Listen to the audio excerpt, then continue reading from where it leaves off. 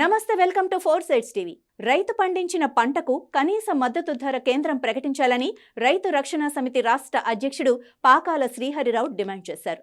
సిద్దిపేట జిల్లా హుస్నాబాద్ పట్టణంలో శ్రీ రాజరాజేశ్వరి ఫంక్షన్ హాల్లో హుస్నాబాద్ డివిజన్ రైతు రక్షణ సమితి సమావేశం జరిగింది.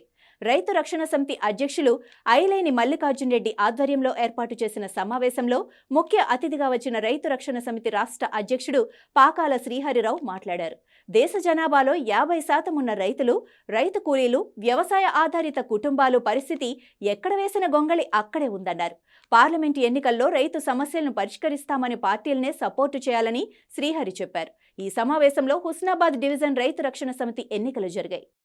మరియు హుస్నాబాద్ రైతు నాయకులు మల్లికార్జున్ రెడ్డి, ఐలేని శంకర్ రెడ్డి, మాజీ మున్సిపల్ చైర్మన్ చంద్రయ్య గారికి మరియు మిగతా పెద్దలకు, మిత్రులకు అందరికీ మేము రైతు సంఘాల పక్షాన నమస్కారం తెలియజేసుకుంటాను.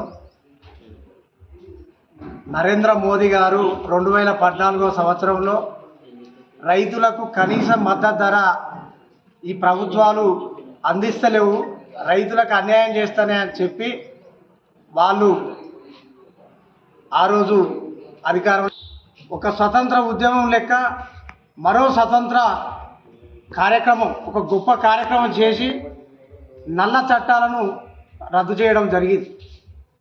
నరేంద్ర మోదీని తల వంచి ఈ చట్టాలను నేను రద్దు చేస్తానని చెప్పాడు. ఇవాళ కూడా రైతు మిత్రులు ఢిల్లీలో 1,000 రోజుల నుంచి 30 నుంచి 35 వేల మంది కనీస మద్దతు ధర 22 పంటలకు స్వామినాథన్ కమిషన్ ఆధారంగా అమలు చేయాలని వాళ్ళు గొప్ప ధర్నా కార్యక్రమాలు చేయడం జరుగుతుంది. ఇవాళ ఇంటర్నెట్ బంద్ పెట్టిరు, రైతుల కార్యక్రమాలు బయటి ప్రపంచానికి తెలవద్దని నిర్బంధంగా వాళ్ళు అక్కడ రైతుల పోరాటాన్ని బయటికి తీసుకొస్తలేదు. రైతులు దాదాపు 750 మంది రైతులు చనిపోతే మోడీ ప్రభుత్వం కనీసం వాళ్ళకి 5 లక్షలు 10 లక్షలు ఎక్స్గ్రేషియా చెల్లించలేదు. ఇవాళ అదే కార్పొరేట్ కంపెనీలకు 25 లక్షల కోట్లు ఈ 4-5 ఏళ్ల మొండి కొట్టాల కింద ఇవాళ మాఫీ చేసిరు.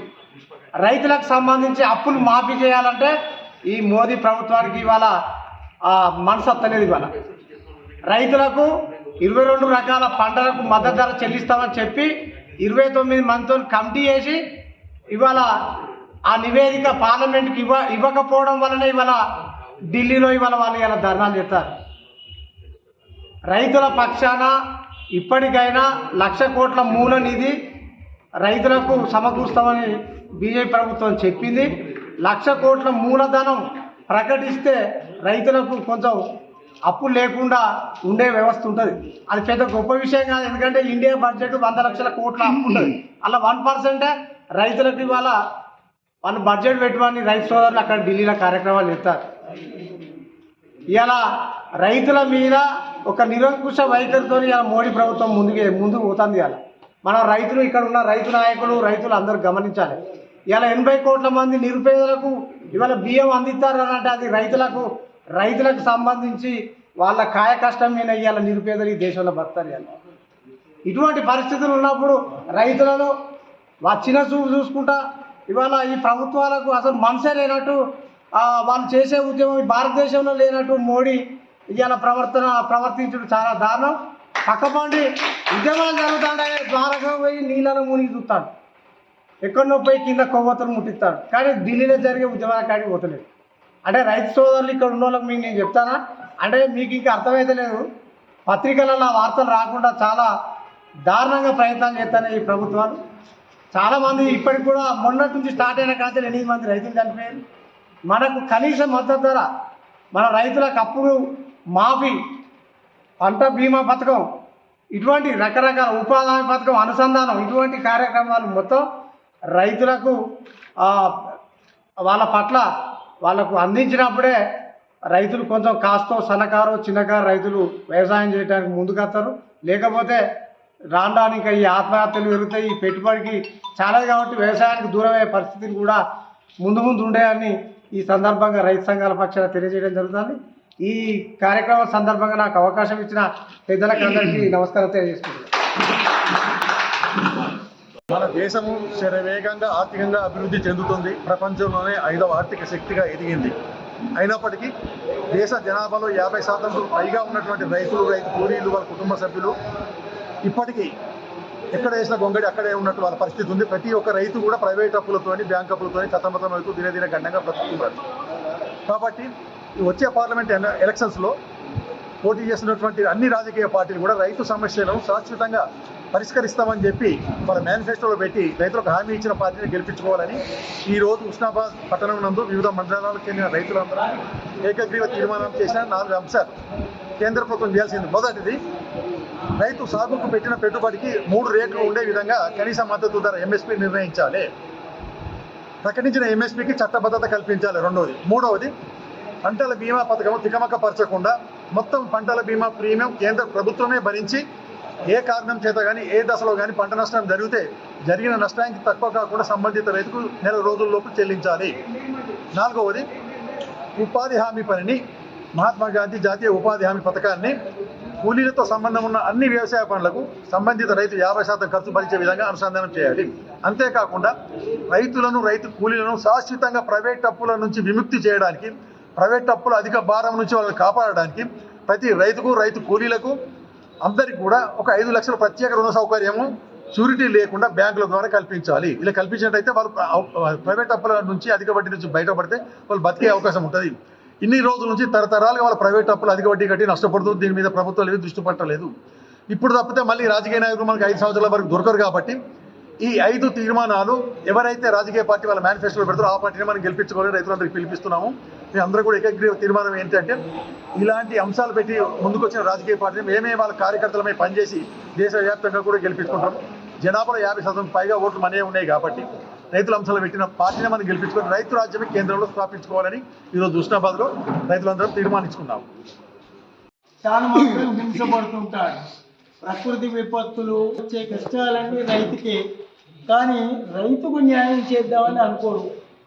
పెద్దలు మాట్లాడినప్పుడు చెప్పారు 50% రైతులు ఉన్నారంటే ఈ 50%కు మేలు చేసే బదులు స్వల్ప సంఖ్యలో ఉన్న ఉద్యోగులకు, స్వల్ప సంఖ్యలో ఉన్న ఇతర సంఘాలకు, స్వల్ప సంఖ్యలో ఉన్న ఇంకా కార్పొరేట్ సంస్థల శక్తులకు సహాయం చేస్తారు. ఎందుకంటే దానికి వాళ్ళు వెచ్చించాల్సింది వెచ్చించాల్సింది ఎక్కువనే. కానీ రైతులకు కనుక మనం చేద్దాం అనుకుంటే అసలు రైతులకు మనం చేయగలుగుతామా? చేయలేం. ప్రభుత్వాలు ఇవి చెప్పి తప్పించుకుంటా ఉన్నాయి. అందుకొరకు ఏం జరగాలి అంటే ఏ పార్టీ అయినా సరే రైతు గురించి మాట్లాడేటువంటి పరిస్థితి రావాలి. అందరి గురించి మాట్లాడతాయి రాజకీయ పార్టీలు ఎన్నికలప్పుడు, రైతు గురించి మాట్లాడరు. పంటలు ఎండిపోయినాయి అనుకోండి, ఒక రైతుల గురించి బాగున్న వాళ్ళు రైతులే మాట్లాడుతుంటారు. వర్షాభావం ఉన్నదనుకోండి వాళ్ళు మాత్రమే మాట్లాడుతుంటారు. అంతేగాని ప్రభుత్వాలు వెంటనే స్పందించవు, స్వచ్ఛంద సంస్థలు వెంటనే స్పందించవు, మిగతా ఎవరు కూడా స్పందించరు. కానీ రైతుపై ఆధారపడి ఎన్నో వ్యాపారాలు, రైతుపై ఆధారపడి దేశం ఆర్థిక వ్యవస్థ అంతా రైతు వెన్నెముక. ఈ వెన్నెముక పెరిగిందంటే దేశం వెన్నెముక పెరుగుతుంది. ఇది గుర్తుపెట్టుకొని అన్ని రాజకీయ పక్షాలు కూడా రైతుకు మేలు చేసేటువంటి అంశాలను ప్రకటించి ఎన్నికలకు ముందు శ్రీహరిరావు గారు చెప్పినట్టు ఎన్నికలు దాటిందంటే మళ్ళీ ఎన్నికలకు ముందు దాటిందంటే బోడమల్లన్న అన్నట్టుగానే ఉంటుంది. ఎన్నికల దాకా బోడమల్లన్న అని ఆ తర్వాత గుర్తుండదు. కాబట్టి ఇప్పుడు అమెరికా లాంటి దేశాల్లో వ్యవసాయం చేయాలంటే అన్ని సమకూర్చి బతిమిలాడి అన్ని ఇచ్చి వ్యవసాయం చేయిస్తారు. కానీ ఇక్కడ మనల్ని ఎవ్వరు బతిమిలాడరు, ప్రతిదీ మనమే లోపల. ఈ పరిస్థితి మారాలంటే అన్ని పార్టీలు కూడా రైతుల పట్ల శ్రద్ధ వహించి రైతులను ఆదుకోవాలని మన రైతు రక్షణ సమితి చేస్తున్నటువంటి కృషి, స్థానికంగా ఇట్లాంటి సమావేశాలు పెట్టి చేస్తున్నటువంటి మల్లికార్జున రెడ్డి గారు, మిగతా పెద్దలందరూ కూడా చాలా మంచి పని చేశారు. ఇది ప్రజల దృష్టికి రావడం కొరకు ఇంకా ముందు రైతుల ఐక్యత కోసము పార్టీలకు అతీతంగా అందరము పనిచేయాలని నేను భావిస్తూ నాకు ఈ అవకాశం ఇచ్చినందుకు. నిజంగా రైతు అనేది లేకుండా ఉంటే దేశమే లేదు. రైతు లేకుండా జరిగే పని ఏది లేదు. రైతు మీద ఆధారపడి బ్రతికే వాళ్ళు 80% మన దేశంలో ఉన్నారు. వ్యవసాయం మీద ఆధారపడి బ్రతికే వాళ్ళు 80% మన ప్రజలు ఉన్నారు కాబట్టి రైతులను మనం చిన్నచూపు చూస్తే దేశానికే క్షోభ, దేశానికే మంచిది కాదు. కాబట్టి నేను కోరుకునేది ఏంటంటే ఇప్పుడు పార్లమెంట్ ఎలక్షన్లు వచ్చినాయి కాబట్టి ఎంపీలుగా గెలవాలని చేస్తున్నటువంటి నాయకులందరూ కూడా మన యొక్క 5 అంశాలను వాళ్ళ మేనిఫెస్టోలో చేర్చుకొని వారు మన నెరవేర్చినట్టయితే వారికే మనం ఓటేయాలని చెప్పి మిమ్మల్ని కోరుకుంటూ, అనవసరమైన వాళ్ళకి ఎవరికి ఓటేయద్దు. మన రైతు సంరక్షణ కార్యక్రమాలు చేపట్టిన వాళ్ళకే పెద్దపీట వేసి గెలిపించుకుందాం, మనకు తోడుగా ఉంచుకుందామని కోరుకుంటూ ఈ అవకాశం ఇచ్చే మీ అందరికీ హృదయపూర్వక నమస్కారాలు తెలియజేసి ముగిస్తున్నాం.